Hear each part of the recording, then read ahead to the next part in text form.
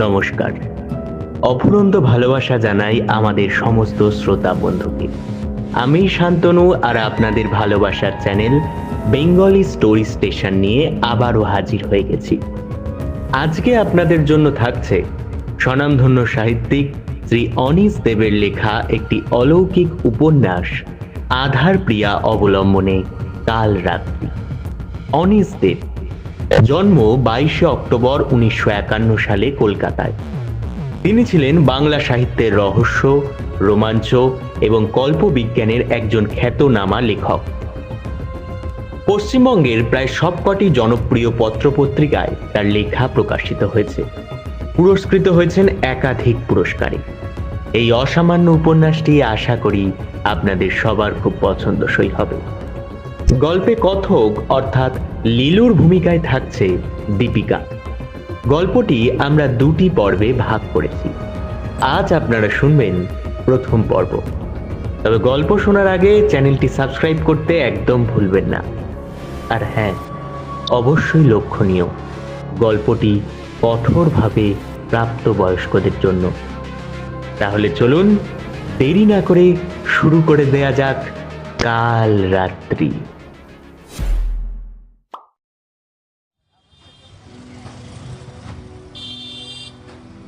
একটি শীতের সন্ধ্যা, 1974 সাল। 17-18 বছরের একটি মেয়ে রাস্তা পার হচ্ছিল।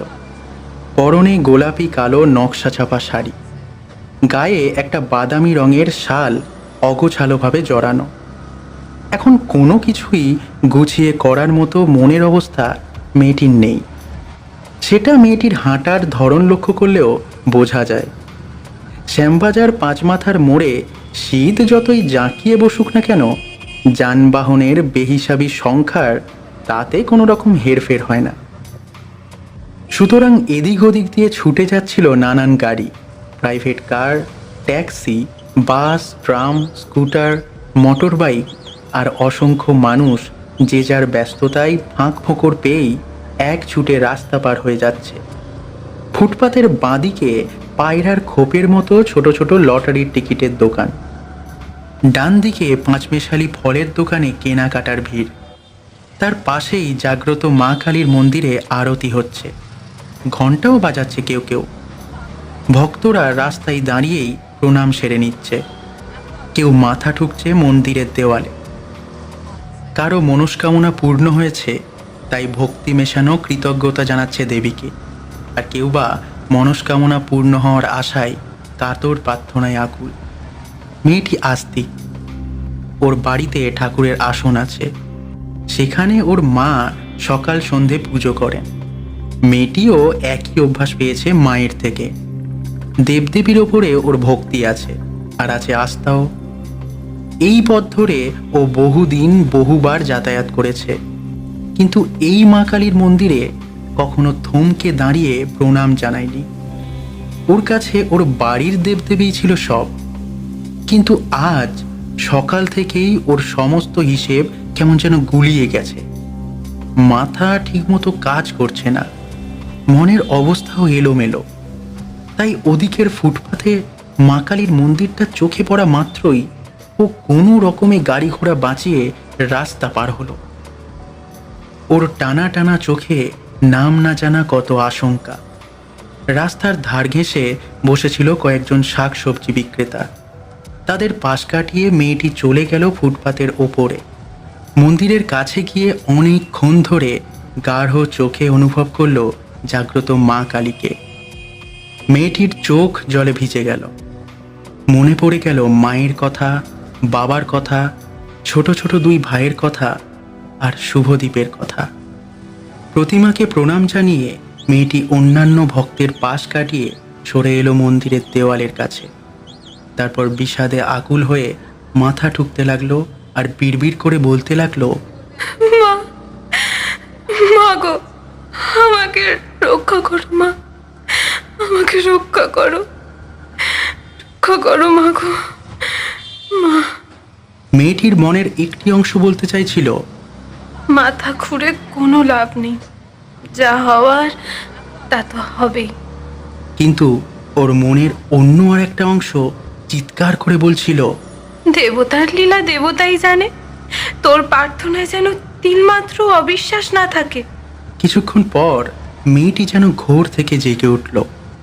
শাল সরিয়ে বাঁ হাত বের করে ঘড়ি দেখল, 7:25।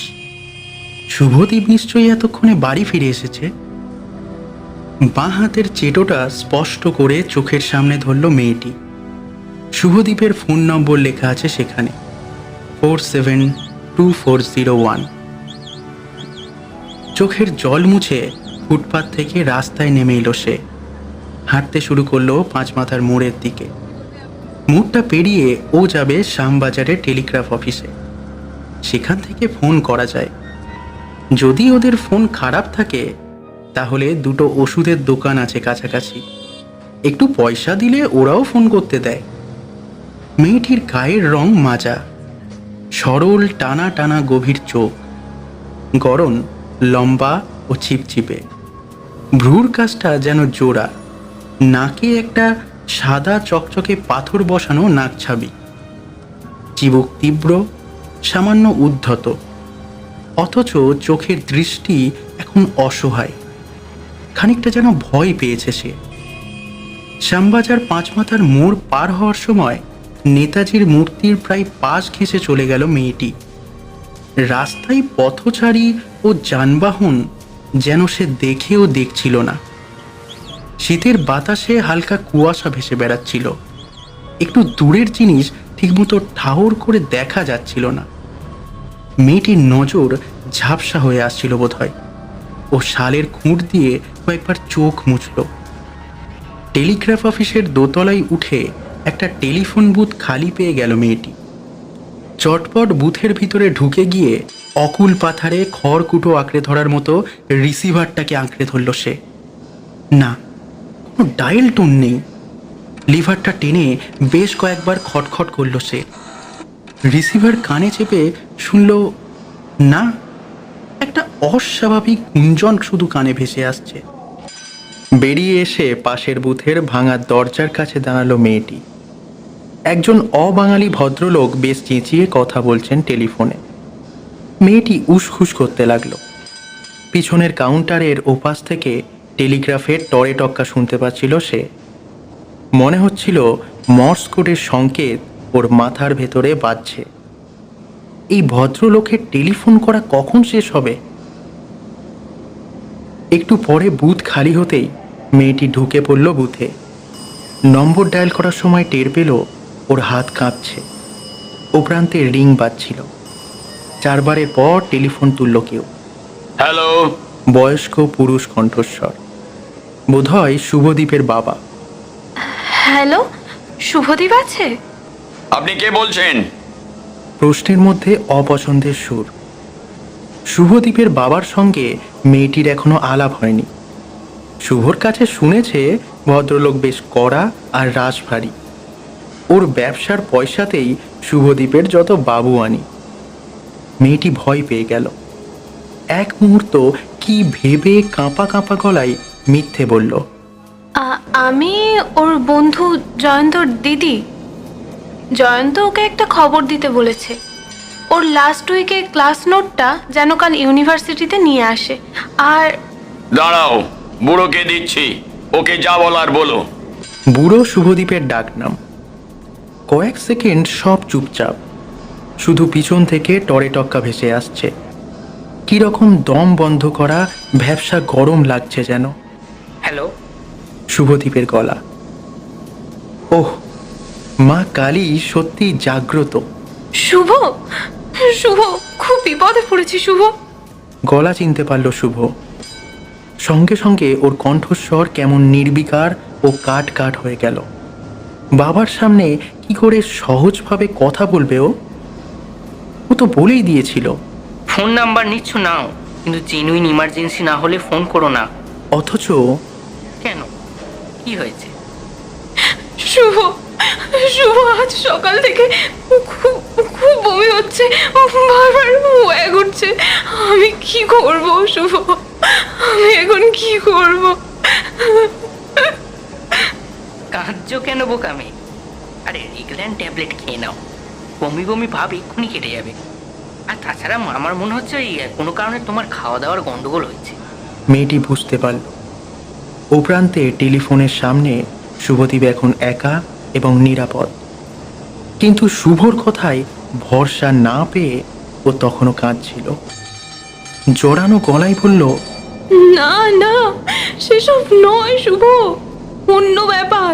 ট্যাবলেট খেলেও কমবে না, তুমি বুঝতে পারছো না? সেই যে পুজোর সময় আমরা ডায়মন্ড হারবার গিয়েছিলাম, তোমাকে তখন অত করে বারণ করলাম, তুমি শুনলেই না, বললে ভয়ের কিছু নেই। এখন কি সর্বনাশ হলো বলো তো, কি সর্বনাশটাই না হলো। আস্তে আস্তে। চাপা গলায় বলে উঠল শুভ, তাহলে কি ওর বাবা ঢুকে পড়েছেন ঘরে? কিন্তু মেয়েটি তখনও মরিয়া। একমাত্র শুভদীপই ওকে বাঁচাতে পারে এই পাগল করা ঝড় থেকে। তাই ও জেদি গলায় বলল, কাল আমি 6টার সময় তোমার জন্য কফি হাউসে ওয়েট করব, তুমি আসবে কিন্তু। তুমি মিছি মিছি ভয় পাচ্ছ। মাত্র একবারে এত কিছু হতে পারে না। নিশ্চয়ই তুমি হিসেবে কোনো গন্ডগোল করছো, আর তাতেই এত প্যানিকই হয়ে উঠছো। যাকে কোত্থেকে ফোন করছো তুমি? শুভ জানে ওদের বাড়িতে ফোন নেই। মেয়েটি জানালো তার ফোন করার জায়গাটা। ও বাবা, এই একটা সামান্য ব্যাপারের জন্য এই ঠান্ডার মধ্যে এত দূর চলে এসেছো? এরকম হিসেবের গোলমাল তোমার আগেও হয়েছে। আর ওসব বাজে চিন্তা ঝেড়ে ফেলে বাড়ি যাও, ভালো করে খেয়ে দিয়ে কষে ঘুম দাও তো। কাল তুমি 6টার সময় আসছো তো তাহলে? কাল 6টার সময় বোধহয় হবে না। কাল আমাদের বিজনেসের ব্যাপারে বাবার সঙ্গে একটু বসতে হবে। শুভ প্লিজ, শুভ প্লিজ, এই অবস্থায় তোমার সঙ্গে কথা বলতে না পারলে আমি মরে যাব আমি। যা হয়েছে তা হয়েছে, কিন্তু তুমি পাশে না থাকলে আমি। শোনো, এত আপসেট হওয়ার কিছু নেই। পরশু সন্ধেবেলা এই শোন, কাল আমি ওই বিডিজির ক্লাসটা করতে পারবো না বুঝলি। আর এই ইন্ডিয়ান পলিটিক্স নিয়ে অনেকটা লাইব্রেরি ওয়ার্ক বাকি আছে, নোট করলে তোকে দিয়ে দেবো, কপি করে নিস। হ্যাঁ আচ্ছা, এখন রাখছি, কাল 11টায় ক্লাসে দেখা হবে বুঝলি। বলে টেলিফোন রেখে দিল শুভ। মেয়েটি বুঝতে পারল শেষ দিকটাই শুভদীপ কোনো কাল্পনিক ক্লাসমেটের সঙ্গে কথা বলছিল। ওর এই অভিনয়ের একমাত্র কারণ হয়তো টেলিফোনের কাছাকাছি ওর বাবা এসে পড়েছেন। কিন্তু এই অবস্থায় অন্য সমস্যার কথা শুভ ভাবছে কেমন করে? মেয়েটি তো অন্য কোনো সমস্যার কথা আর ভাবতে পারছে না। গাটা গুলিয়ে উঠল মেয়েটির। গলা দিয়ে উঠে আসতে চাইল সব কিছু। দাঁতে দাঁত চেপে চোয়াল শক্ত করে সে ঢোক গিলল। রিসিভার রেখে দিয়ে আবার ডায়াল ঘোরালো। বুথের বাইরে একজন তরুণ টেলিফোন করার জন্য অপেক্ষা করছিল। মেয়েটিকে দ্বিতীয়বার ডায়াল ঘোরাতে দেখেই হ্যাঁচকা টান দিয়ে দরজা খুলে দিল সে। রুক্ষ গলায় বলল, কি হলো দিদি? এখানে পরপর দুটো টেলিফোন করা যায় না, বাইরে আসুন, আগে আমার হয়ে যাক, তারপর আপনি আবার করবেন। মেয়েটি ঘুরে তাকালো ছেলেটির দিকে। ওর মুখের দিকে তাকিয়ে ছেলেটি পাথর হয়ে গেল। ভাসানের সময় দুর্গা প্রতিমার মুখটা ঠিক এরকম দেখায়। প্লিজ, আমার ভীষণ জরুরি দরকার। ঠিক আছে ঠিক আছে, আপনি করে নিন।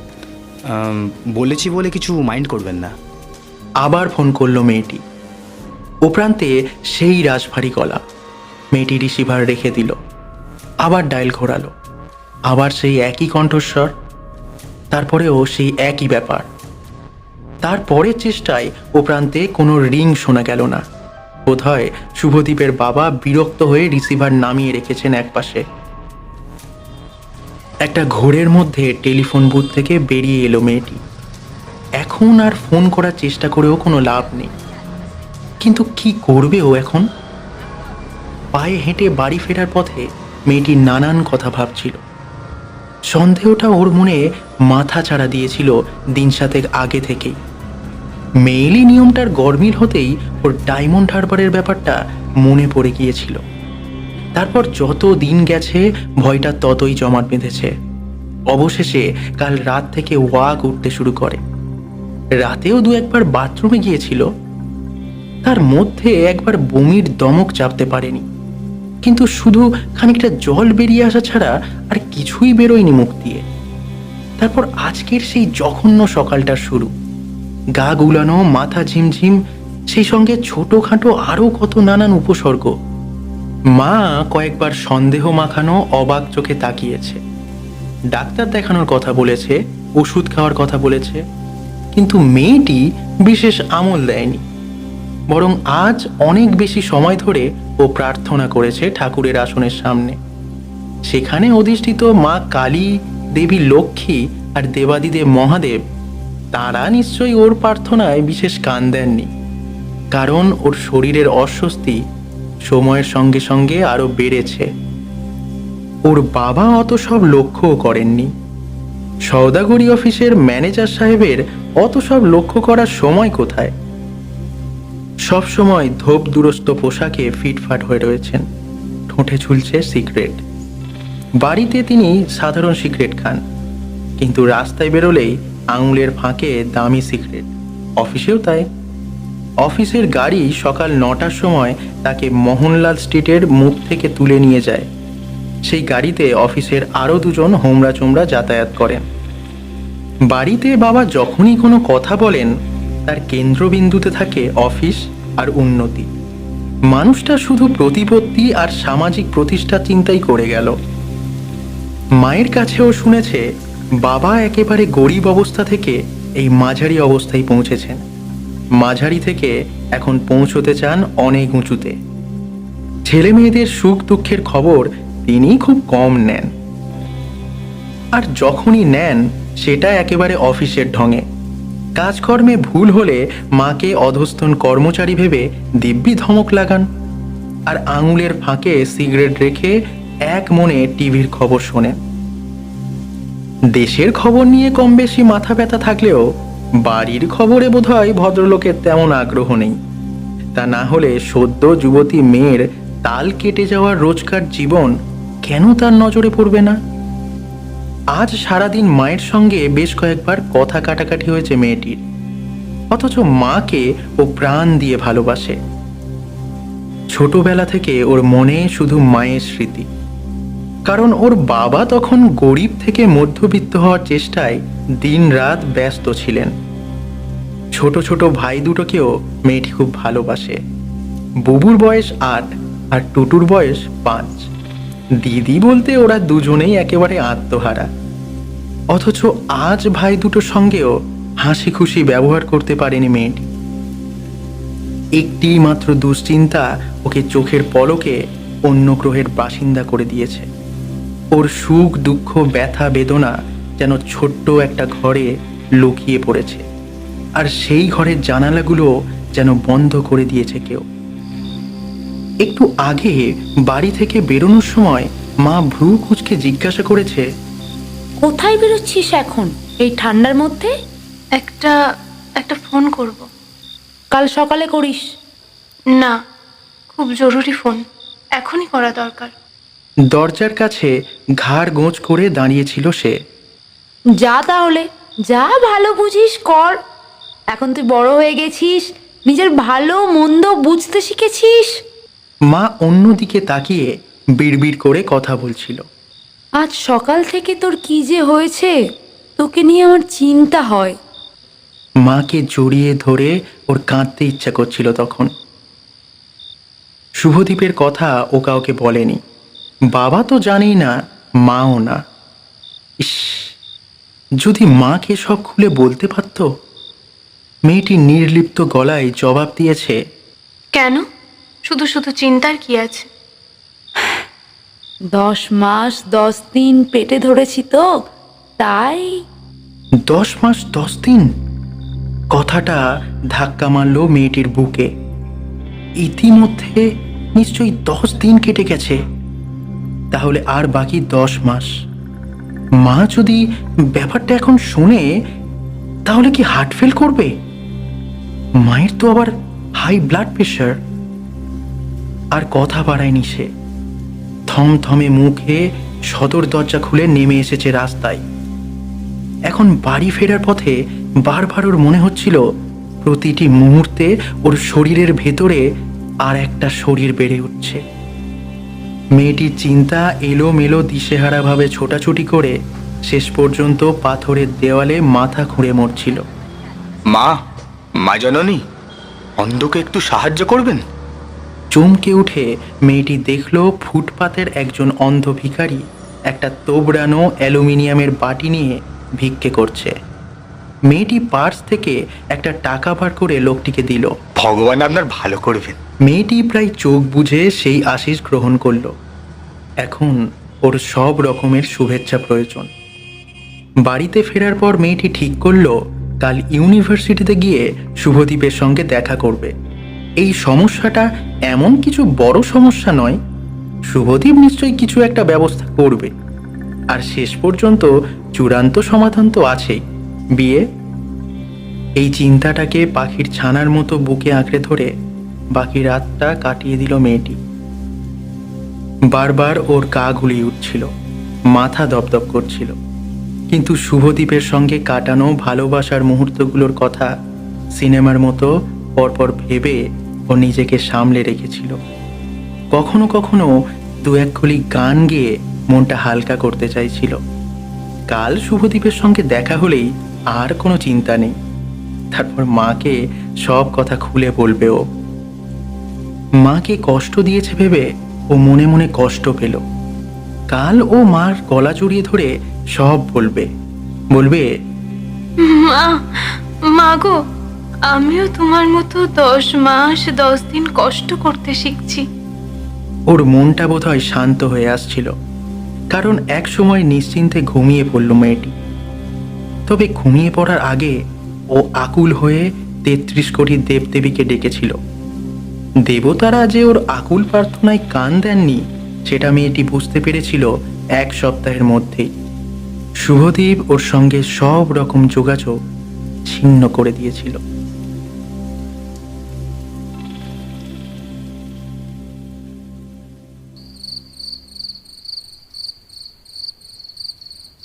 একটি শীতের সন্ধ্যা, 1994 সাল। ভদ্রমহিলা আমার মুখোমুখি একটা চেয়ারে বসেছিলেন। বেশ মোটাসোটা, কালো কালো চেহারা, সিঁথির সিঁদুর বেশ চওড়া। যতটা চওড়া স্বামীর সঙ্গে সম্পর্ক বোধহয় ঠিক ততটাই সরু। তাই আমার কাছে এসেছেন সম্পর্ক জোড়া লাগানোর ঝাড়ফুঁক টুকটাক করতে। বড় বড় চোখ মেলে আমার দিকে তাকিয়ে একটু খোনা গলায় তিনি অনুনয় করে বললেন, কিছু একটা আপনাকে করতেই হবে। অনেক আশা নিয়ে আমি এসেছি। আমি মহিলাকে ভালো করে দেখলাম। 3টি সন্তানের জননী। জননী হওয়ার জন্যে আলাদা কোনো যোগ্যতার দরকার হয় না। এ ব্যাপারে পশু বা মানুষের কোনো তফাৎ নেই। শুধু জন্মসূত্রে শারীরিক কোনো গোলমাল না থাকলেই হলো। ভদ্রমহিলার স্বামী অন্য মেয়ে ছেলের সঙ্গে ফষ্টি নষ্টি করে বেড়ায়। কবে নাকি স্বামীর ব্যাগের মধ্যে একটা পারফিউম মাখানো রুমাল পেয়েছিলেন তিনি। তারপর 2 মাসের ব্যবধানে 2টো চিঠি। না, নির্দোষ চিঠি নয়, প্রেমপত্র। এ নিয়ে স্বামীর সঙ্গে তুমুল হয়ে গেছে, অথচ লাভ কিছুই হয়নি। ভদ্রমহিলার যা চেহারা দেখছি তাতে ওর পক্ষে স্বামীকে বশ করা বেশ মুশকিল। তার উপর উনি ফ্রিজিড কিনা কে জানে।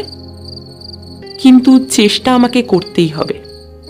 এই চেষ্টা করার জন্যই সবাই আমাকে টাকা দেয়, আর সেই টাকাতেই আমার আর মায়ের দিন চলে যায়। আপনার স্বামীর নাম কি? অতীশ নন্দী।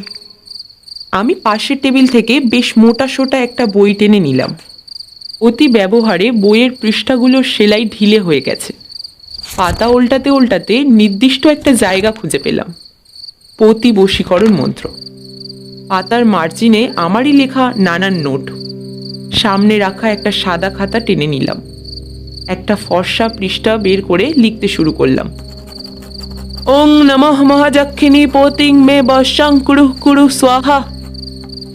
মঙ্গলবার একটি গোটা সুপারি উক্ত মন্ত্রে 21 বার অভিমন্ত্রিত করে মুখে রাখবে। স্বামী ঘর থেকে বেরিয়ে যাবার পর সুপারিটি মুখ থেকে বার করে দুধ গঙ্গাজল দ্বারা ধুয়ে আবার সেই সুপারিটি উক্ত মন্ত্রে 21 বার অভিমন্ত্রিত করে সেটা কুচিয়ে পান সেজে স্বামীকে খাওয়ালে পতি বশ হবে। তীব্র বশীকরণ প্রভাব পেতে হলে সুপারির সঙ্গে বাদুড়ের কানের সামান্য টুকরো এবং গোরচনা মিশিয়ে পতিকে খাওয়াতে হবে। এই আচার পালন করলে সিদ্ধি লাভ অনিবার্য। লেখা শেষ হলে কাগজটা ভদ্রমহিলার হাতে দিয়ে বললাম, আপনার চেনা জানার মধ্যে অতীশ নামে আর কেউ নেই তো? ভদ্রমহিলা দ্রুত মাথা নেড়ে জানালেন, না, কেউ নেই। থাকলে মুশকিল হতো, দুজন অতীশই আপনার টানে পাগল হতো। ভদ্রমহিলা বিনয়ের হাসি হেসে বোধহয় ব্লাশ করলেন। গায়ের রং কালো বলে রক্তের টুকটুকে লাল উচ্ছ্বাস বোঝা গেল না। কাগজের লেখা ইত্যাদি পড়া শেষ হলে তিনি আমার দিকে চোখ তুলে তাকিয়ে প্রশ্ন করলেন, এই গোরচনা জিনিসটা কি? গরুর পিত্ত থেকে একরকম চকচকে হলুদ জিনিস বেরোয়, সেটাই। কিন্তু এই গোরচনা আর বাদুড়ের কানের টুকরো পাবো কোত্থেকে? ওগুলো বাদ দিয়ে যদি... ওকে বাধা দিয়ে বললাম, সব কিছুরই একটা নিয়ম আছে, ওগুলো বাদ দিলে কাজ হবে না। আপনাকে নিউ মার্কেটের একটা ঠিকানা দিয়ে দিচ্ছি, ওখানে গিয়ে আমার নাম বললে সব পেয়ে যাবেন, তবে দোকানের নামটা আর কাউকে জানাবেন না। ভদ্রমহিলা কৃতজ্ঞভাবে বারবার ঘাড় নাড়ালেন। তারপর তার হাত ব্যাগ থেকে কয়েকটা 100 টাকার নোট বের করে জিজ্ঞাসা করলেন, কত দেব? আমি বই আর খাতা গুছিয়ে রাখতে রাখতে বললাম, 200। এমন সময় মা 2 কাপ চা নিয়ে ঘরে ঢুকলো। চেহারা এতই রোগা যে গায়ের চাদরের একপাশ খসে পড়েছে, মুখে অসংখ্য ভাঁজ, চোখে চশমা, গাল ভাঙা, মাথার সব চুল সাদা ধপধপে। আমাদের দুজনের সামনে 2টো চায়ের কাপ সাজিয়ে দিতেই ভদ্রমহিলা চিৎকার করে উঠে বললেন, আরে আরে, এত সবের কি দরকার ছিল? আমার মা ইনি। মহিলা 200 টাকা আমার হাতে দিয়ে ব্যাগটা সরিয়ে রেখে আচমকা উঠে পড়লেন চেয়ার ছেড়ে। মায়ের কাছে গিয়ে ঝুঁকে পড়ে ঝপ করে একটা প্রণাম সেরে ফেললেন। মা লজ্জা পেয়ে পিছিয়ে গেল। আমি মজা পেলাম। ভদ্রমহিলা বোধহয় মাকে বড় ডাইনি ভেবেছেন, তাই এত ভক্তি। মা কোনো কথা না বলে চলে গেল। বহু বছর ধরেই মা খুব কম কথা বলে। চায়ের কাপে চুমুক দিতে দিতে ভদ্রমহিলা বিড়বিড় করে আমার দেওয়া কাগজটা পড়ছিলেন। বোধহয় এখন থেকেই মন্ত্র প্র্যাকটিস করা শুরু করে দিয়েছেন। কিছুক্ষণ ধরে সব চুপচাপ, শুধু মাঝে মাঝে চায়ের কাপে চুমুক দেওয়ার শব্দ। ভদ্রমহিলা এখন বোধহয় এই মধ্যবিত্ত মলিন ঘরে বসে থাকতে অস্বস্তি বোধ করছেন। কাজ মিটে গেলে কেই বা ডাইনির আস্তানায় বসে থাকতে চায়। চা শেষ করে উঠে দাঁড়ালেন তিনি। একটু ইতস্তত করে বললেন, একটা কথা জিজ্ঞেস করছি, কিছু মনে করবেন না? বলুন। আমার কাছে মন খুলে কথা না বললে কাজে নানান প্রবলেম হয়। হাতের কাগজটা আমাকে দেখিয়ে তিনি অসহায় বালিকার গলায় জিজ্ঞাসা করলেন, এসবে ঠিকঠাক কাজ হবে তো? আপনার কি মনে হয়? না, মানে আমি ঠিক তা বলতে চাইনি। আপনি তো আমার মনের অবস্থা বুঝতেই পারছেন। ওসব জিনিস ঘাঁটতে হবে, আমার গা গুলিয়ে উঠছে, বমি পাচ্ছে। আপনার কোনো চিন্তা নেই, একবার একটু কষ্ট করেই দেখুন না। আর একটা কথা, যেদিন পানটা সেজে স্বামীকে খাওয়াবেন সেদিন উপোস করে থাকবেন।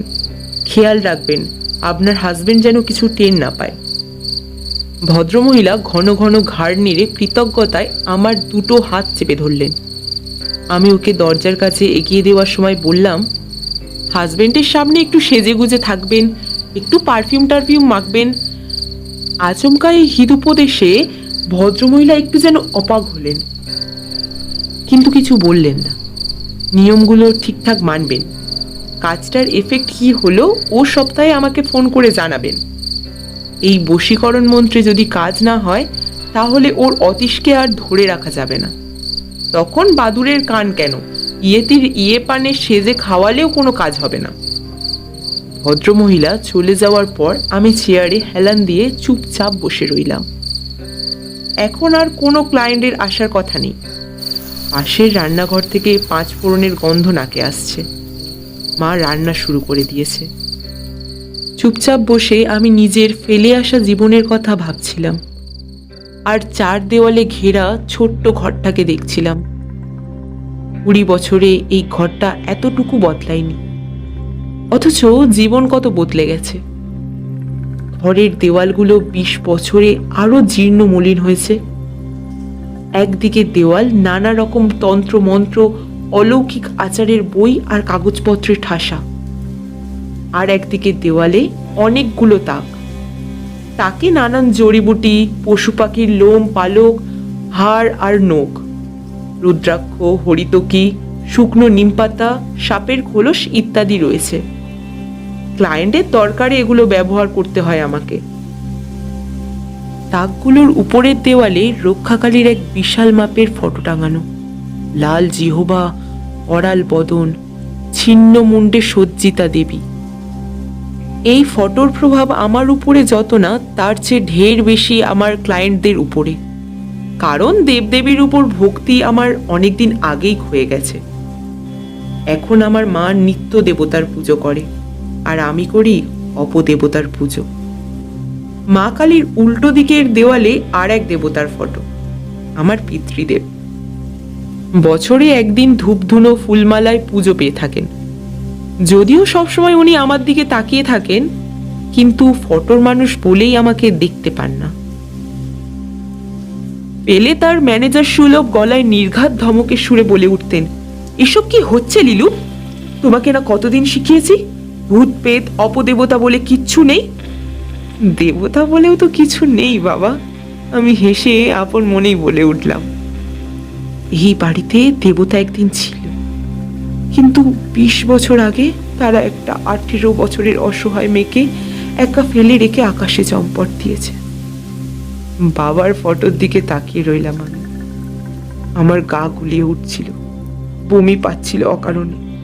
পুরনো সেই রাতটাকে আমি ফিরে পাচ্ছিলাম মনে মনে। অবস্থা যখন চরমে পৌঁছেছিল, তখন ব্যাপারটা আর চেপে রাখতে পারিনি আমি।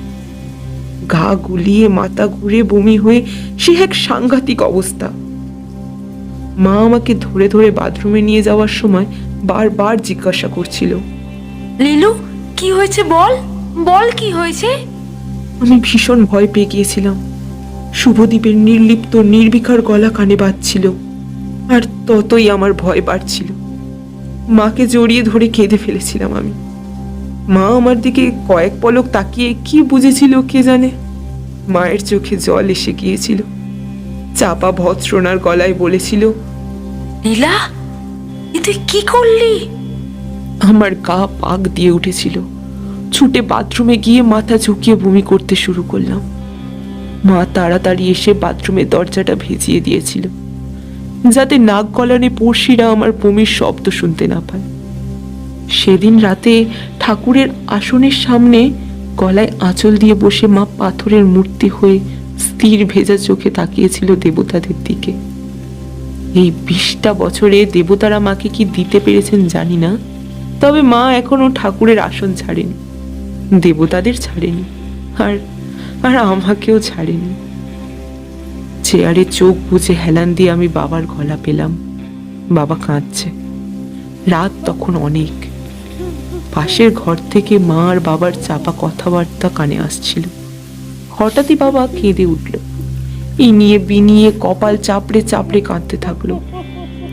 আমি অস্বস্তি আর যন্ত্রণার মধ্যেও হতবাক হয়ে গিয়েছিলাম। ফিটফাট পোশাক পরা 24 ঘন্টার ম্যানেজার সাহেব কাঁদছে। বাবাকে সেই প্রথম কাঁদতে শুনেছিলাম। মানুষটা ভেঙে চুরে তাল গোল পাকিয়ে যাচ্ছিল। অফিসে বাড়িতে যে সবসময় শৃঙ্খলা বজায় রাখে, সে নিজেই বেসামাল বিশৃঙ্খল হয়ে পড়েছিল। সে রাতে আমার ভালো লেগেছিল। বাবা তাহলে আমাদের কথা ভাবে, আমার সুখ দুঃখের কথা ভাবে। কিন্তু 3 দিন পর বুঝেছিলাম, বাবা আমার সর্বনাশ নিয়ে ভেঙে পড়েনি। বাবা ভেঙে পড়েছে নিজের সর্বনাশের চিন্তায়। কারণ আমার ব্যাপারটা পাঁচকান হলে দামি সিগারেট খাওয়া ম্যানেজার সাহেবের সামাজিক প্রতিষ্ঠার কি হাল হবে সেটা ভেবেই বাবা ভেঙে পড়েছিল। এই মানসিক চাপ মানুষটা নিতে পারেনি। তাই এক ছুটির দুপুরে সিলিং ফ্যানে মায়ের শাড়ি বেঁধে ঝুলে পড়েছিল। বাবার গল্প সেখানেই শেষ হয়েছিল, কিন্তু আমার গল্প নয়। স্বপ্নে দেখা স্লো মোশন সিনেমার মতো আমি সবকিছু দেখতে পাচ্ছিলাম। তবে ছবির ফ্রেমের কোণা দিয়ে একটা সরু কালচে রক্তের ধারা ধীরে ধীরে গড়িয়ে নামছিল। পুরনো স্মৃতি সত্যি বড় নির্লজ্জ, যখন তখন ল্যাংটা হয়ে চোখের সামনে এসে নাচানাচি করে। যেমন এখন এই অসময়ে 20 বছরের পুরনো কথা মনে পড়ে যাওয়ার কোনো মানে হয় না। স্মৃতিকণা নামের 20 বছরের এই উদম তরুণী শরীরে মোচড় দিয়ে ড্যাং ড্যাং করে নাচতে থাকে। নাচতে নাচতে ও কমলা লেবুর খোসার রস ছুঁড়ে দেয় আমার চোখে।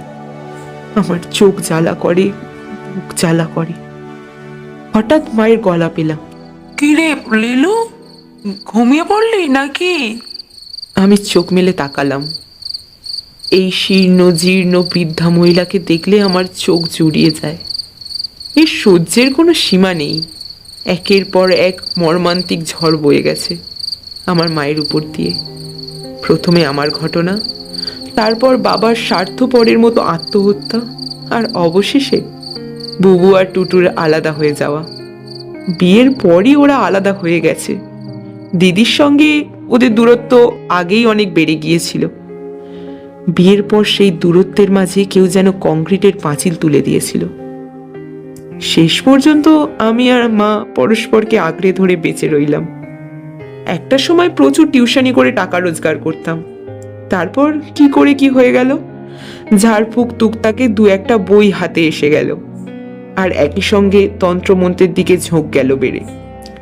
গোয়া বাগানের এক বাবার আশ্রমে আমি প্রায়ই যেতাম। ভদ্রলোকের নাম নৃপেন সাধুখা, সংসারী তান্ত্রিক বলে নিজেকে পরিচয় দিতেন। সেখানে প্রায় বছর 5 তার সাধন সঙ্গিনী হয়েছিলাম। শরীর বা মন নিয়ে ছুচিবাইয়ের কোনো ব্যাপার ছিল না, তাই বোধহয় গুরুকে আমি ভালোবেসে ফেলেছিলাম। তাড়াতাড়ি খেতে দিয়ে দেব? তোর কি খুব ক্লান্ত লাগছে? তাকে রাখা টেবিল ঘড়ির দিকে তাকালাম। প্রায় 8:30 বাজে। মাকে বললাম, 9টা বাজলে খেতে দিও, তাড়াতাড়ি খেয়ে শুয়ে পড়ব। এমন সময় ফোন বেজে উঠল। মা ফোন ধরে কথা বলে আমার দিকে রিসিভার এগিয়ে দিয়ে বলল, তোর ফোন। ও প্রান্তে মিসেস খান্ডেলওয়াল কথা বললেন। আমার অনেক দিনের ক্লায়েন্ট। ওর বিশ্বাস আমার মন্ত্রতন্ত্রের জন্যই উনি মা হতে পেরেছেন। প্রায় বছর 6 হলো আমার পসার বেড়েছে। ক্লায়েন্টরাই আমাকে সব কিছু দিয়েছে, এই টেলিফোনও ওদেরই দেওয়া। এসব আমি কখনো ভুলি না। রাতে খাওয়া দাওয়ার পর যখন শুতে গেলাম, তখন হঠাৎই মনে হলো আর দিন কয়েক পর 18ই ডিসেম্বর। 20 বছর আগের ওই দিনটাতেই আমি শুভদীপকে টেলিফোন করতে বেরিয়ে শ্যামবাজার কালীবাড়ির দেওয়ালে মাথা খুঁড়েছিলাম, কিন্তু কোনো কাজ হয়নি। এশিয়াটিক সোসাইটিতে কয়েকটা বইয়ের খোঁজে গিয়েছিলাম। মাঝে মাঝে নিজের পড়াশোনার কাজে ওখানে যেতে হয় আমাকে। আজ 2টো বই কিনলাম ওদের সেলস কাউন্টার থেকে, a critical edition of Srikal চক্রতন্ত্ররাজ আর তন্ত্রলোক। তারপর ওদের পুঁথি ঘরে পড়াশোনা সেরে বেরিয়ে এসেছি বিকেলের পার্ক স্ট্রিটে। সূর্য ডুবে গিয়ে এর মধ্যেই ছায়া নেমেছে। শীতের হাওয়া বেরিয়ে পড়েছে শান্ত ভ্রমণে। সামনের খোলা আকাশের দিকে তাকিয়ে আমার ভীষণ একা একা লাগছিল। মাঝে মাঝে এই নিঃসঙ্গতার অসুখ আঁকড়ে ধরে আমাকে। আমার জানা এমন কোনো জড়িবুটি নেই যা এই অসুখ সারাতে পারবে। আমি জানি আমি স্বাভাবিক নই। আমার বয়সী যৌবন যাই যাই কোনো মহিলা সারা দিন নানা রকম স্বাভাবিক কাজকর্মে ব্যস্ত থাকে, আর আমার যত ব্যস্ততা আমার পেশাকে ঘিরে। আমার কোনো বন্ধু নেই, ছেলে বন্ধুও না, মেয়ে বন্ধুও না। শুভদীপের ঘটনার পর আমার বিশ্বাসের জায়গাটায় বোধহয় কোনো গোলমাল হয়ে গিয়ে থাকবে। তাই অনেকের সঙ্গে আলাপ পরিচয় হলেও কাউকে আমি বিশ্বাসের আওতার মধ্যে নিয়ে এসে বন্ধু করতে পারিনি। শুধু আমি আর মা লতানে গাছের মতো পরস্পরকে জড়িয়ে কেমন অদ্ভুতভাবে বেঁচে আছি। শরীরের তাড়না আমি কখনো কখনো টের পাই। তখন কাম উত্তেজনার দমন যন্ত্র সামনে রেখে নিয়ম মতো অভিমন্ত্রিত করে সে তাড়নার উপশম করি। তবে সবসময় যন্ত্র বা মন্ত্রে কাজ হয় না। যে তন্ত্রমন্ত্রের ব্যবসা করে আমি বেঁচে আছি, তাতে কি আমি বিশ্বাস করি? বহুদিন ধরে ভেবে উত্তর পেয়েছি, হ্যাঁ। আমার বিশ্বাসে ইন্ধন জুগিয়েছে আমার অসংখ্য মক্কেল। আর যে কখনো তোমার ক্ষতি করবে না তাকে বিশ্বাস করতে ভয় কিসের? তন্ত্রচর্চা কখনো আমাকে নিরাশ করেনি। ফুটপাতের কোণে দাঁড়িয়ে এসব নানান কথা ভাবছিলাম। অফিস ফেরত লোকজন অনবরত যাতায়াত করছে আমার পাশ দিয়ে। হঠাৎই 20 বছরের পুরনো একটা ভূত দেখে আমি চমকে উঠলাম। সঙ্গে সঙ্গে কোথা থেকে লাফিয়ে পড়ল স্মৃতিকণা নামের মেয়েটা। আমাকে ঘিরে ফুটপাতের উপরেই ট্যাং ট্যাং করে নাচতে শুরু করলো। ওর বুক উরু অশ্লীলভাবে নড়ছে আর বিলল কটাক্ষে আমাকে প্রতি মুহূর্তে শেষ করে দিচ্ছে। ভূতটা আমার দিকে এগিয়ে আসছিল, খানিকটা অবাক হয়ে দেখছিল আমাকে। আমি প্রথমটাই ভেবেছি সন্ধ্যের আলো ছায়ায় ভুল দেখছি, কিন্তু না, ভূতটা এখনো মিলিয়ে যায়নি। আমি অবাক হয়ে গেলাম। সব কিছু সেই একই রকম, চলার ছিঁড়ি, মুখের ছাদ, চুলের কায়দা আর সর্বনাশা সেই দুটো চোখ। স্মৃতিকণা পাগলের মতো মাথা ঝাঁকিয়ে বাতাসে হাত পা ছুঁড়ে নাচছিল। আমার মাথার ভেতরে মা অবাক চিৎকারে বলছিল, নীলা, এ তুই কি করলি? আর বাবা কপাল চাপড়ে ইনিয়ে বিনিয়ে কাঁদছিল। ভূতটা আরো কাছে এগিয়ে এসে আমার মুখোমুখি দাঁড়ালো। এবার আরো ভালো করে দেখলাম। বয়স হয়েছে, কপালের দুপাশের চুল ফিকে হয়ে এসেছে, কোমর একটু ভারী। প্যান্ট শার্ট সোয়েটারে স্মার্ট সাজার চেষ্টা করেছে বটে, তবে উঁচিয়ে ওটা ভুঁড়ির জন্য একটু বোকাশোকা লাগছে। কিন্তু চোখ দুটো পাল্টায়নি, সেই গভীর টলটলে চোখ, রোম্যান্টিক এখনো 20 বছর পরেও। কেন যে এই চোখের গভীরে সেদিন বোকা মেয়ের মতো ঝাঁপ দিয়েছিলাম, কেন যে ওকে অতটা বিশ্বাস করেছিলাম। কিন্তু তখন যে আমাদের বয়সটাই ছিল না ভেবে কাজ করার বয়স। না, ভূতটাকে চিনতে আমার একটুও ভুল হয়নি। আপনাকে যেন চেনা চেনা লাগছে। ভূতটার গলার স্বরে এখনো সেই পুরনো ম্যাজিক। শুভদীপ, শুভ। লীলা, শ্যামবাজার। লীলু মানে আমি উত্তরে এক চিলতে হাসি ফুটিয়ে তুললাম ঠোঁটে। ওহ, সেই টিপিক্যাল হাফ স্মাইল। হ্যাঁ বাবা, কতদিন পর দেখা। হ্যাঁ, 15-16 বছর হবে, কি বলো? 15 নয় 20, 20 বছর। 20 বছর না 20 বছর। শুভদীপের স্মৃতিশক্তির প্রশংসা করতে হয়।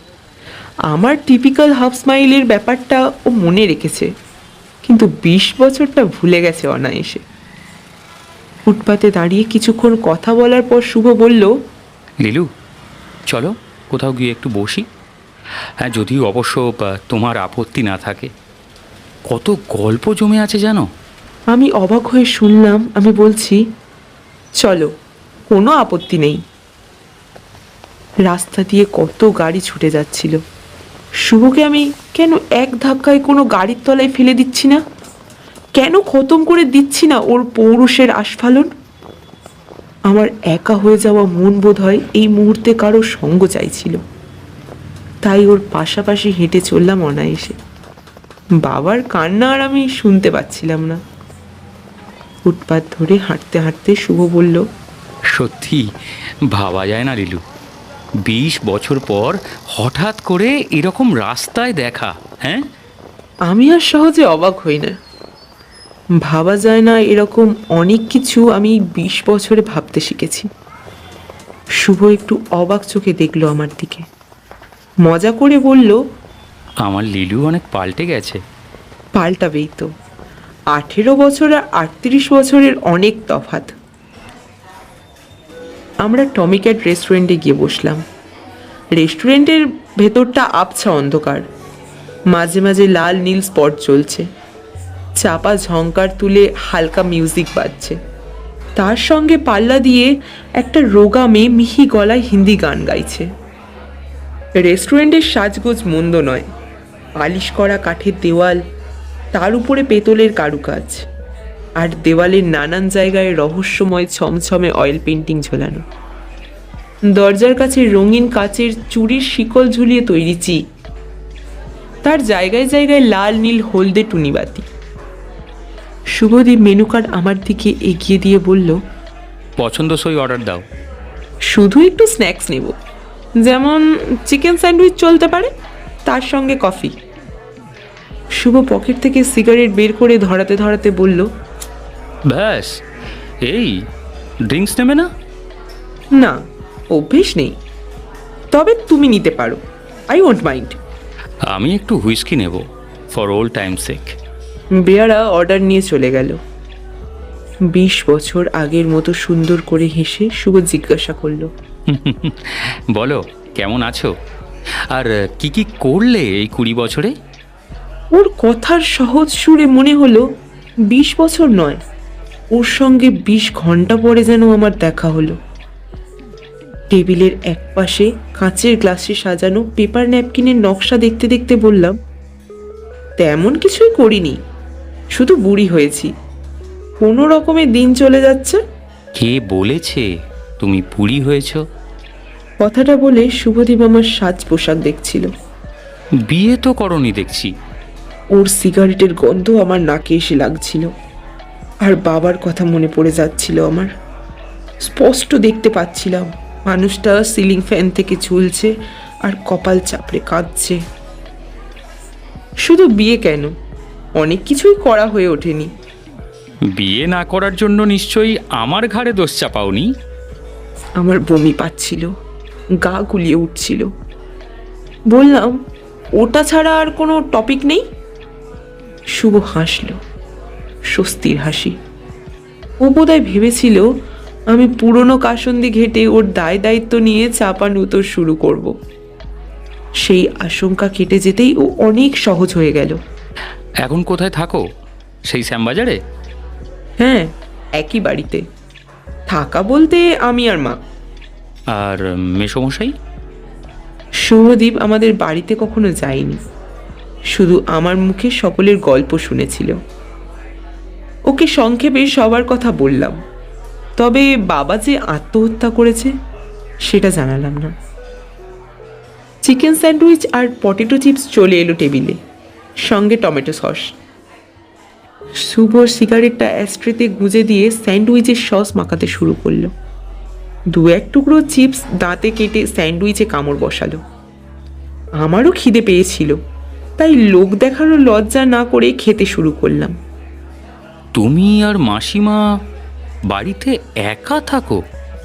শুভ বেশ অবাক হয়ে বলল, কিন্তু ওর চোখে একটা লোভের ছায়া দেখতে পেলাম। মনে হলো কয়েক মিনিট পরেই ও হয়তো আমার বাড়িতে আসার বায়না ধরবে। দুজন থাকলে আর একা কোথায়? তোমাদের চলে কি করে? স্যান্ডউইচটা বেশ ভালো করেছে। বললে না তো, তোমাদের চলে কি করে? শুভদীপ নাচর বান্ধার মতো দ্বিতীয়বার প্রশ্নটা করলো। আমি হেসে ওর দিকে তাকালাম। আমি স্যান্ডউইচ মাইনাস স্যান্ড, ওই করেই বেশ চলে যায়। শুভ চোখ কপালে তুলে জিজ্ঞাসা করলো, তার মানে? আমি উইচ, সাদা কথায় যাকে ডাইনি বলে। টুকটাক ঝাড়ফুঁক নিয়ে আছি। আমার কথায় ও এত জোরে হেসে উঠল যে পাশের টেবিলের লোকজন প্রায় চমকে উঠল, কিন্তু ওর হাসি কিছুতেই আর থামতে চায় না। হাসতে হাসতে ওর চোখ দিয়ে জল বেরিয়ে এলো। কোনো রকমে বলল, লিলু, লিলু দারুণ যোগ করেছো, দারুণ দারুণ, তোমাকে সেলাম সত্যি। আমি কোনো কথা বললাম না, সত্যি কথা বলেছি। বিশ্বাস করা না করা ওর ব্যাপার, ওকে বিশ্বাস করিয়েই বা আমার কি লাভ। এবার তোমার কথা বলো। শুভদীপের সাজ পোশাক, হাতের হীরের আংটি ইত্যাদি জানিয়ে দিচ্ছিল ও বেশ আরামেই জীবন কাটাচ্ছে। আমার তলপেটটা ব্যথা করছিল, চিনচিনে ব্যথা। এই ব্যথা থেকে নিস্তার নেই। একটা সিনেমার রিল উল্টো দিকে ঘোরাচ্ছিল কেউ। 20 বছরের পথ পেরিয়ে গেল 20 সেকেন্ডে। স্মৃতিকণা কোথা থেকে এসে ঝাঁপিয়ে পড়েছে টেবিলে। তারপর হাত পা বুক দুলিয়ে দুলিয়ে ওর সে কি নাচ! ছাতা পড়া পুরনো ঘাটাকে ও যেন খুঁচিয়ে খুঁচিয়ে দগদগে করে তুলছিল। আমি পলকের জন্য চোখ বুঝলাম। ও, তোর এই হাহাকারি নাচ আর কত দেখব? শুভদীপ ওর ব্যবসার কথা বলছিল। বাবার ব্যবসাকে কিভাবে কৃতিত্বের সঙ্গে ও ফুলিয়ে ফাঁপিয়ে তুলেছে গর্ব করে সে কথাই শোনাচ্ছিল ও। ওরা এখন প্রায় 27 রকম কনজিউমার প্রোডাক্ট তৈরি করে। বরানগরে ওদের বিশাল ফ্যাক্টরি। বাবা মারা গেছেন 4 বছর। এখন ও আর ওর ছোট ভাই সব কিছুর মালিক। মায়ের অংশটা ওরা দুজনেই দেখাশোনা করে। ওরা এখনো সেই যোধপুর পার্কের বাড়িতেই আছে। নতুন একটা বাড়ি তৈরি করেছে সল্টলেকে, সেটা লিজ দেওয়া রয়েছে। বোঝা গেল আমার সামনে বসে স্যান্ডউইচ খাচ্ছে একজন সফল লম্পট। আমি নির্লিপ্ত মুখে শুভর কথা শুনছিলাম। আমার কোনো প্রতিক্রিয়া হলো না দেখে ও উদাস গলায় বলল, আমাদের প্ল্যান্টে একটা অটোমেটিক পোর্শন গন্ডগোল করছে, তাই কনসালটেন্ট ফার্মকে খবর দিতে এদিকে এসেছিলাম। ভালোই হলো তোমার সঙ্গে দেখা হয়ে গেল। কথা শেষ করে শুভ একটা ভিজিটিং কার্ড বের করলো পকেট থেকে। সেটা আমার হাতে দিয়ে বলল, রেখে দাও। চোখ বুলিয়ে দেখলাম, তাতে অফিস আর বাড়ি দুটো ঠিকানাই আছে। একবার মনে হলো কার্ডটা ওর মুখে ছুঁড়ে মারি, কিন্তু ল্যাংটো মেয়েটা টেবিলের উপর নাচতে নাচতেই যেন চোখ টিপল আমাকে, ইশারা করলো। কার্ডটা আমি হাত ব্যাগে ঢুকিয়ে নিলাম। হঠাৎই শুভদীপ জিজ্ঞাসা করলো, এরপর তুমি কোথায় যাবে? বেয়ারা কফি দিয়ে গিয়েছিল, তাতে চুমুক দিয়ে বললাম, কোথায় আবার, বাড়ি, মা আছে একা। শুভ ওর হুইস্কির গ্লাসে চুমুক দিল। চুমুক দেওয়ার ভঙ্গিতেই বোঝা গেল 2-1 পেগ ওর কাছে নেহাতি ট্রায়াল বল। লিলু, একটা কথা বলবো? আমাকে তোমার বাড়ি নিয়ে যাবে? জানো তো, আমি ভীষণ লোনলি। তারা কিসের? 20 বছর পর আমাদের দেখা হলো কি আবার 20 বছরের ছাড়াছাড়ির জন্যে? Lilu, you are great. Subhadeep আবেগে যেন পা পিছলে পড়ল। ও বোধহয় আমার শরীরের তাপ উত্তাপ টের পাচ্ছিল। হয়তো সেই তরঙ্গের কম্পাঙ্ক থেকে 20 বছর আগে ডায়মন্ড হারবারের ব্যাপারটা জীবন্ত করে তুলতে চাইছিল মনে মনে। তোমাকে দেখে মনেই হয় না তোমার বয়স 30 পেরিয়েছে। শুভদীপ বোধহয় প্রশংসার মাত্রা জ্ঞান হারিয়ে ফেলেছে। তোমাকে দেখেও ঠিক একই রকম মনে হয়। মনে হয় সেই 20 বছর আগের শুভ। ছেনালি করে ওর ছেনালির শোধ নিলাম। কিন্তু শুভ বোধহয় ব্যাপারটা ঠিক বুঝলো না, কারণ মাথা ঝুঁকিয়ে ও ব্লাশ করলো। লিলু, কবে আবার দেখা হবে? আমি ওকে আমার ঠিকানা আর ফোন নাম্বার দিলাম। বললাম, কাল সন্ধে 7টায় আমার বাড়ি এসো, আমি তোমার জন্য ওয়েট করব। শুভদীপ আমার হাত চেপে ধরল, গাঢ় গলায় বলল, তোমার কাছে আমি অপরাধী হয়ে আছি লিলু। তুমি তুমি কখনো আমাকে ক্ষমা করবে? সত্যি বলছি, আমি জানো তো, আমি ভাবিনি। হঠাৎ দেখি নাচুনি মেয়েটা আমাদের টেবিলের উপর থেকে কোথায় মিলিয়ে গেছে। আর তখনই খেয়াল করলাম রোগা মেয়েটা তখনও গান গাইছে, মার দিয়া যায় কে ছোড় দিয়া যায়, बोल तेरे साथ क्या सलूक किया যায়। সত্যি নিয়তির জবাব নেই, নইলে শুভদীপের সঙ্গে এতদিন পরেই অলৌকিক সাক্ষাৎ। এখন বুঝতে পারছি, রক্তের ঋণ সহজে শোধ হয় না, রক্তের ফোঁটা সহজে ধুয়ে যায় না। কফি শেষ করে আমি উঠে দাঁড়ালাম। কাল 7টায় এসো কিন্তু। 6:60 আমি পৌঁছে যাব। বাড়ি ফেরার পথে অবাক হয়ে ভাবছিলাম, শুভদীপ কি চমৎকার ভাবেই না দুটো প্রসঙ্গ এড়িয়ে গেছে। 1, ওর বিয়ের প্রসঙ্গ। 2, 20 বছর আগে ওর আর আমার সন্তানের শেষ পর্যন্ত কি হয়েছিল তাও জানতেও চাইনি। অনেক ভেবে দেখলাম, শুভদীপকে নিঃশর্ত ক্ষমা করে দেওয়াটা আমার অপদেবতাদের অভিপ্রায় নয়। তাহলে কি 18 বছরের একটা মেয়ের সঙ্গে অন্যায়ের জন্যে 38 বছরের এক মহিলা প্রতিশোধ নেবে?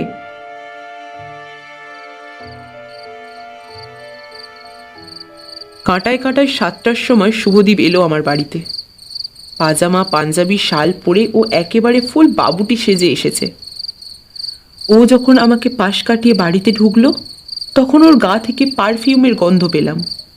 আমার হাসি পেয়ে গেল। লড়াইয়ের জন্য ও দেখছি পুরোপুরি তৈরি হয়ে এসেছে। মাকে বলে রেখেছিলাম 7টার সময় আমার কাছে একজন দামি মক্কেল আসবে, আর কাজের বাচ্চা মেয়েটাকে দোকানে পাঠিয়ে মিষ্টি আনিয়ে রেখেছি।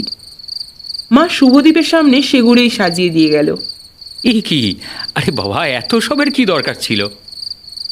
খেতে খেতেই শুভ ঘরটা খুঁটিয়ে দেখছিল, আর আমি তল পেটে সেই চিনচিনে ব্যথাটা টের পাচ্ছিলাম। ও মা কালীর ফটো দেখলো, বাবার ফটো দেখলো, কিন্তু কোনো কথা বলল না। আরও কিছুক্ষণ অপেক্ষা করার পর আমি প্রসঙ্গ তুললাম। তোমার জীবনটা ভীষণ জানতে ইচ্ছে করছে, বিয়ে করেছো? আমার জীবনটা না কোনো জীবন নয় লিলু, শুধু অফিস ফ্যাক্টরি বাড়ি, অফিস ফ্যাক্টরি বাড়ি, এই করে দিন কাটছে। তবে তবে কাল থেকে জীবনটা অন্যরকম লাগছে। আবার আবার বাঁচতে ইচ্ছা করছে লিলু, আবার বাঁচতে ইচ্ছা করছে। সত্যি, মানুষ ভাবে এক আর ভগবান করে এক। বুঝতে পারলাম 20 বছরের শুভদীপ আরও চালাক হয়েছে, আরও সুন্দর করে মন রাখা কথা বলতে শিখেছে। ওর ডায়লগ শুনে আমার হাততালি দিতে ইচ্ছা করছিল। কি সুন্দরভাবেই না ও আমার প্রশ্নটাকে পাশ কাটিয়ে গেল। মা এসে চা দিয়ে গেল, খালি প্লেট গ্লাসগুলো তুলে নিয়ে গেল যাওয়ার সময়। আমি নির্লিপ্ত গলায় একই প্রশ্ন করলাম, বিয়ে করেছো? আজকের লিলু 20 বছর আগেকার খুকি লীলারানী নয়। তা সত্ত্বেও ও চুপ করে আছে দেখে ভৎসনা করে বললাম, ওহ কামান শুভ, ছেলে মানুষই করো না।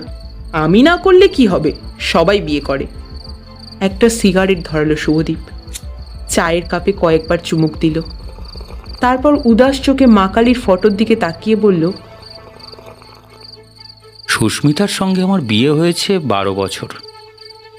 এই জানুয়ারিতে 12th অ্যানিভার্সারি। আমার কাছে ব্যাপারটা মৃত্যুবার্ষিকীর মতো। আমার হাসি পেয়ে গেল। বেচারা শুভদীপ আজ কত আশা নিয়েই না আমার বাড়িতে এসেছিল।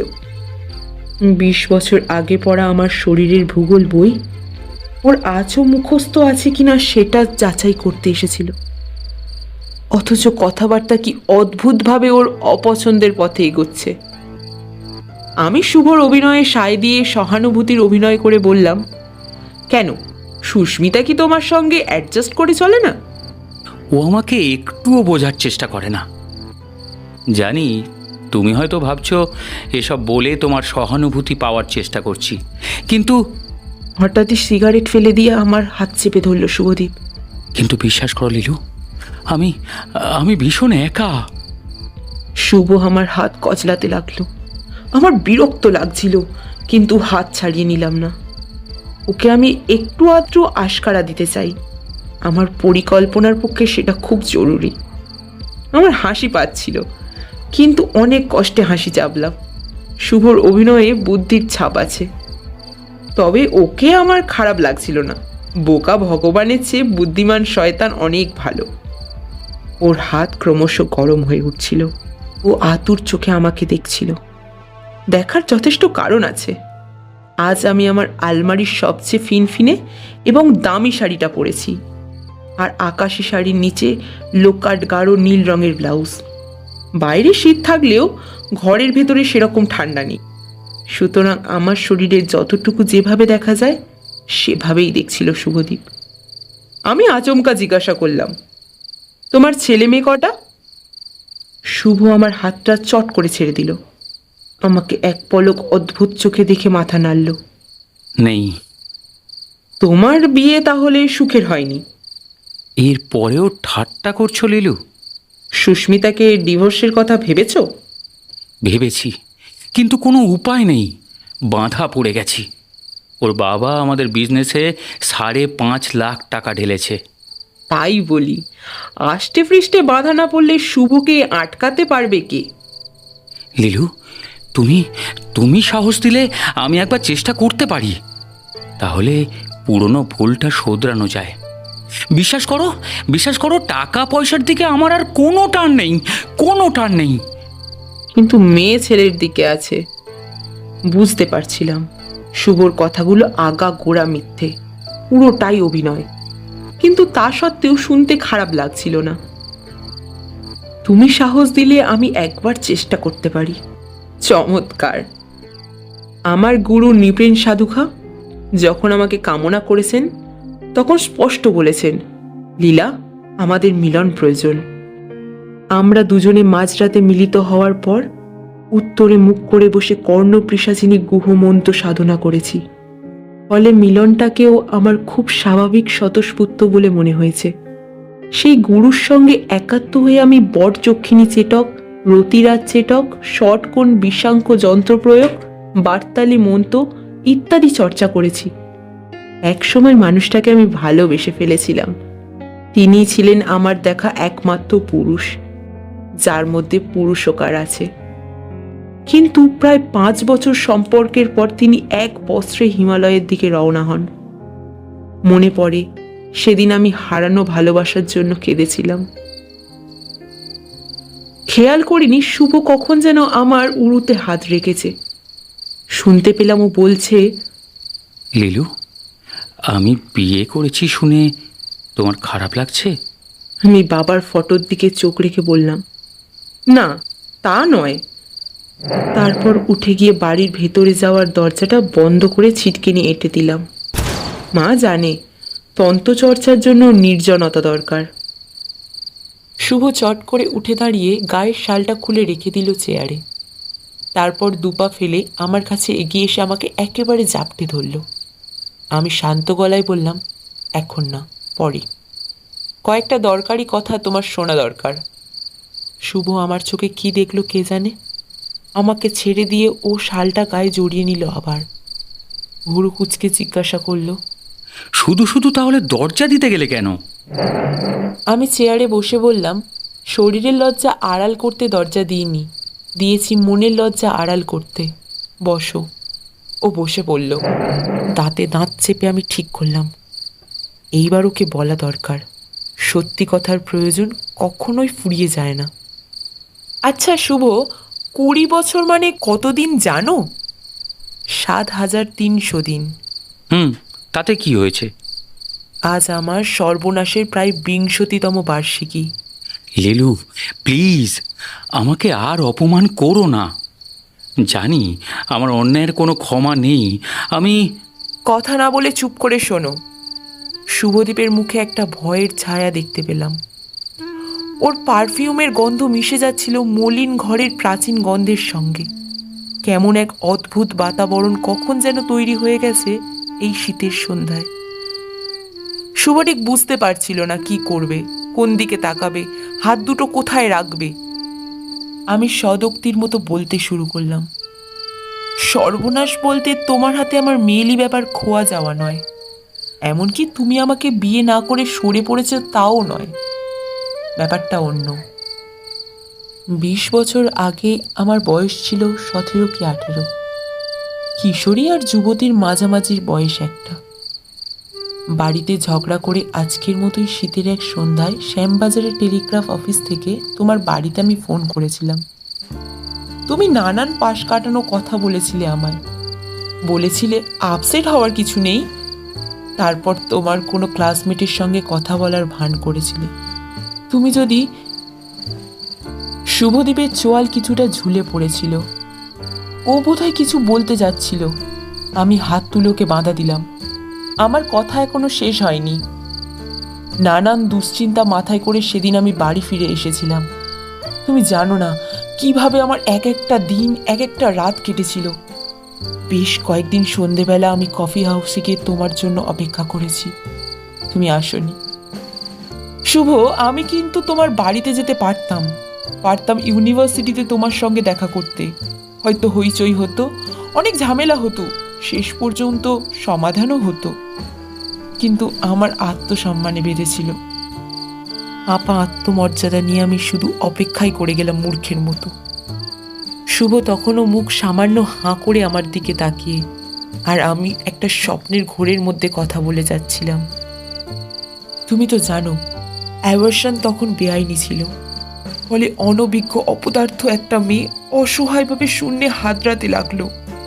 লুকিয়ে চুরিয়ে যে কিছু করব তাও পেরে উঠলাম না। ভাবতে পারো তখন আমি কি পাগলামিটাই না করেছি। যা দিয়ে পেরেছি চেষ্টা করেছি, নিজেকে ক্ষত বিক্ষত করেছি। পেন, পেন্সিল, স্কেল, অ্যালুমিনিয়ামের হ্যাঙ্গার, ও স্মৃতিকণা নামের নির্লজ্জ মেয়েটা কখন যেন এসে দাঁড়িয়েছে টেবিলের উপর। ওর 20 বছরের যৌবন উথাল পাথাল হয়ে মাতালের মতো ধেই ধেই করে নাচছে। Lilu, Lilu please, please, please Lilu, আমি আমি আর শুনতে পারছি না। শুভদীপ ভাঙা গলায় অনুনয় করে বলল। গলা দিয়ে উঠে আসা কাশির দমক কোনো রকমে সামলে নিল। আমি কিন্তু থামলাম না, একে একে সব ওকে বললাম। মায়ের কথা, বাবার কথা। বাবা যে পাশের ঘরের সিলিং ফ্যান থেকে ঝুলে পড়ে আত্মহত্যা করেছিলেন সে কথাও বললাম। বাবা মারা যাওয়ার পর আমি যেন কেমন হয়ে গেলাম। ঠিক করলাম বাচ্চাটাকে নষ্ট করব না। মায়ের সঙ্গে তুল কালাম ঝগড়াঝাটি করে চলে গেলাম বর্ধমানের এক দূর সম্পর্কের পিসির বাড়িতে। দোকান থেকে সিঁদুর কিনে মাথায় লাগিয়ে মিথ্যে একটা বিয়ের গল্প ফেঁদে সেখানে থেকে গেলাম। সত্যি কথা বলতে কি, পিসির বাড়িতে আমি রাত দিন ঝিয়ের কাজ করতাম। পিসির বড় ছেলে আমাকে নষ্ট চোখে দেখত। কি অপমানে, কি হেনস্তার মধ্যে যে কটা মাস সেখানে কাটিয়েছি তা শুধু আমিই জানি। 20 বছরের সেই দিনগুলোর কথা আমি একটুও ভুলিনি, একটুও না। অথচ শেষ পর্যন্ত কি হলো জানো? শুভ কেউটে সাপের মুখে বশ হওয়া কোলা ব্যাগের মতো নিষ্পলকে আমার দিকে তাকিয়ে, ওর ঠোঁট সামান্য কাঁপছে। আমার গল্প শুনতে শুনতে আমার ভেতরের গল্পটাও পড়ে ফেলতে চাইছে যেন। আমার চোখ জ্বালা করছিল, গলায় কি একটা যেন আটকে গেছে। অনেক চেষ্টা করে আবার কথা বললাম আমি। বাচ্চাটা মরে জন্মালো। জন্মের পর মৃত্যু নয়, মৃত্যুর পর জন্ম। আমার ভীষণ কষ্ট হয়েছিল, মরতে মরতে বেঁচে গিয়েছিলাম আমি। আর সেই সঙ্গে মা হওয়ার স্বাদে চিরদিনের মতো ইতি পড়ল। নোটে গাছটি মুড়লো। শুভদীপ 2 হাতে মুখ ঢাকলো। একটা যন্ত্রণার শব্দ বেরিয়ে এলো ওর ঠোঁট চিরে। তারপর কোনো রকমে বলল, আমাকে আমাকে ক্ষমা করো লিলু, আমাকে ক্ষমা করো। হে, এত সব আমি জানতাম না। না, তাহলে আমি... সত্যিই তো, জানবে কি করে? তুমি তো আপসেট হওয়ার কিছু নেই বলেই পালিয়েছিলে।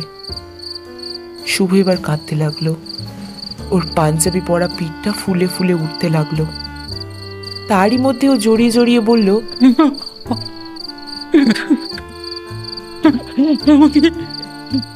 আমাকে শাস্তি দাও লিলু, আমাকে শাস্তি দাও লিলু, আমাকে শাস্তি দাও। তুমি তুমি জানো না, তুমি জানো না আমার বাবা কি ভয়ঙ্কর মানুষ ছিলেন, তুমি জানো না লিলু। তাছাড়া আমি তখনও পড়াশোনা নিয়ে... ওর কান্নায় আমার মন নরম হতে দিলাম না। 20 বছরে আমি অনেক কেঁদেছি, কেউ সে কান্না শুনতে পাইনি। শুভ, সেই টেলিফোন করা রাতের ব্যাপারটা নিয়ে পরে আমি অনেক ভেবেছি। সেদিন তোমার কাছ থেকে আমি বোধহয় শুধু ভরসা চেয়েছিলাম তুমি আমার পাশে এসে দাঁড়াও। পরে কি হতো সেটা পরে ভাবা যেত। আর তলপেটে কেউ যেন বরফের ছুরি চালালো। গোপন যন্ত্রণায় মুখ মুচকে গেল আমার। লিলু, আমি সেদিন ভুল করেছিলাম লিলু। সেদিন আমার খুব অন্যায় হয়েছিল। তুমি আমাকে শোধরানোর সুযোগ দাও, একটিবার। আমি হাসলাম। আমার অভিযোগের উত্তরে শুভদীপ প্রতিবাদ করার কোনো যুক্তি খুঁজে পাচ্ছে না। আর শোধরানো, তার মানে বিয়ে শুভদীপকে? কখনো না। সুস্মিতার কথা না হয় ছেড়েই দিলাম। অনেকক্ষণ আমরা চুপচাপ বসে রইলাম। শুভদীপ রুমাল বের করে চোখ, গাল, কপাল মুছছিল বারবার। আর আমার চোখ জ্বালা করছিল, তলপেট জ্বালা করছিল। স্মৃতিকণাকে আর টেবিলের উপরে দেখতে পেলাম না। আমি মনে মনে ভাবছিলাম, আমার মতো বিপন্ন অবস্থায় শুভ যদি কোনোদিন আমাকে ফোন করত, আমি ওর মতোই এড়িয়ে যাওয়া কথাবার্তা বলতাম, তারপর ওকে বর্ধমানের পিসির ভরসায় ছেড়ে দিতাম। হঠাৎই খেয়াল করে দেখি শুভ কখন যেন আমার কাছে সরে এসে গায়েটায় হাত দিচ্ছে। বুঝতে পারছিলাম অপরাধ বোধের খোলস ছেড়ে ধূর্ত নারী খাদকটাও আবার বেরিয়ে এসেছে বাইরে। শীতের রাত, ঘরের দুটো দরজাই বন্ধ। এই সুযোগ ছাড়ার কোনো মানে হয় না। মনে মনে হাসলাম। বর্ধমানের পিসির চেয়েও বড় শাস্তি ওকে আমি দিতে চাই, কিন্তু ওর তো সংসার আছে, একটা বউ আছে, নিশ্চয়ই আমার চেয়ে কম বয়সী কোনো ফুটফুটে মেয়ে। শুভ তখন আমার গা ঘেঁষে বসে পড়েছে। ওর অভিসারী হাতের গন্তব্যের কোনো বাছবিচার আর নেই। আমার কানের কাছে মুখ নিয়ে এসে ও বিড়বিড় করে বলছিল, সুস্মিতাকে আমি ছেড়ে দেব। হ্যাঁ, এই নকল বিয়েতে আমার আর কোনো স্বাদ নেই। আমার লিলুকে আমি খুঁজে পেয়ে গেছি। তুমি আমার প্রথম ভালোবাসা, তুমি আমার শেষ ভালোবাসা। লিলু, লিলু। শুভদীপকে আমি আরো স্পষ্ট করে চিনতে পারছিলাম। 20 বছরে ও বিশেষ শোধরায়নি। ও আমাকে দাঁড় করিয়ে দিল জোর করে। আমার ডায়মন্ড হারবারের দিনটার কথা মনে পড়ে যাচ্ছিল, সেই সঙ্গে অসহায় মেয়েটার টেলিফোনের কথাও। যখন ও প্রায় চূড়ান্ত স্তরে পৌঁছে গেছে, তখন ওকে থামালাম। ও স্টিম ইঞ্জিনের মতো ফুসফুস করে শ্বাস নিতে লাগলো। আমি ওকে ঠেলে সরিয়ে দিয়ে বললাম, আজ নয়, পরে ফোনে বলে দেব। শুভদীপ আকাঙ্ক্ষা থেকে বঞ্চিত মানুষের চোখে আমাকে দেখল, জিজ্ঞাসা করলো, কেন? এটা আমার ক্লায়েন্টদের সঙ্গে কথা বলার ঘর। এটা টুকটাক মারণ, উচ্চাটন, বশীকরণের ঘর। এ ঘরে আর সব কিছু আছে, শুধু ভালোবাসা নেই। আজ তুমি যাও। শুভ যথেষ্ট আহত হলো, কিন্তু নিহত হলেও আমার কিচ্ছু করার ছিল না। নিজেকে তৈরি না করে ওর সঙ্গে কিচ্ছু করতে চাই না আমি। লিলু, কাল আসবো? ও আকুল গলায় জানতে চাইল। আমি ঠান্ডা গলায় বললাম, না, কাল নয়, পরশু। সময়টা পরে আমি বলে দেব। কাল নয় কেন? বাচ্চাদের মতো বায়না করল শুভ। ওর শ্বাস প্রশ্বাস আবার স্বাভাবিক হয়ে এসেছে। ওর প্রশ্নের উত্তরে হাসলাম আমি।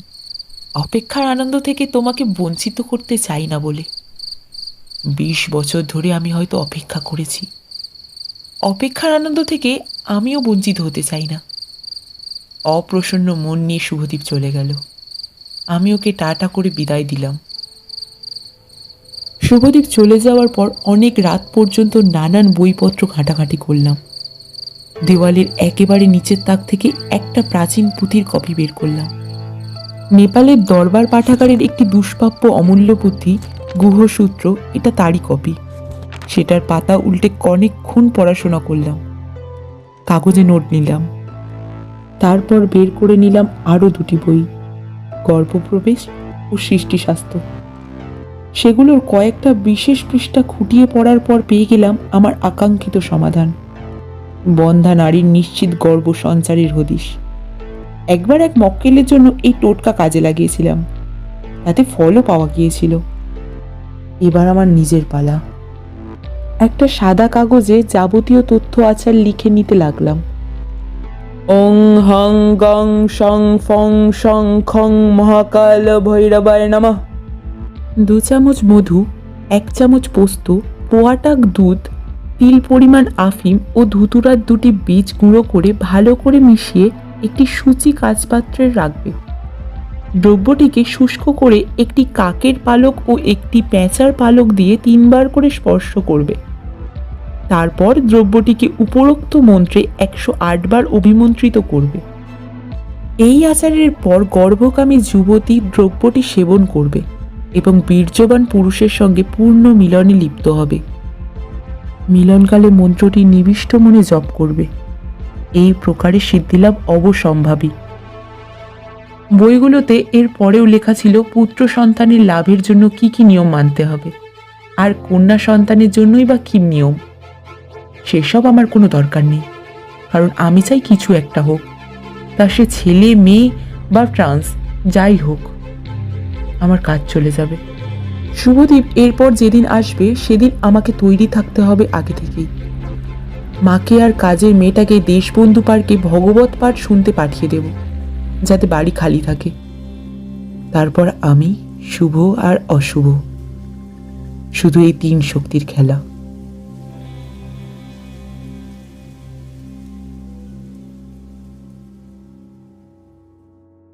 আপনারা এতক্ষণ শুনছিলেন কাল রাত্রির প্রথম পর্ব। কেমন লাগলো জানাতে ভুলবেন না কমেন্ট করে।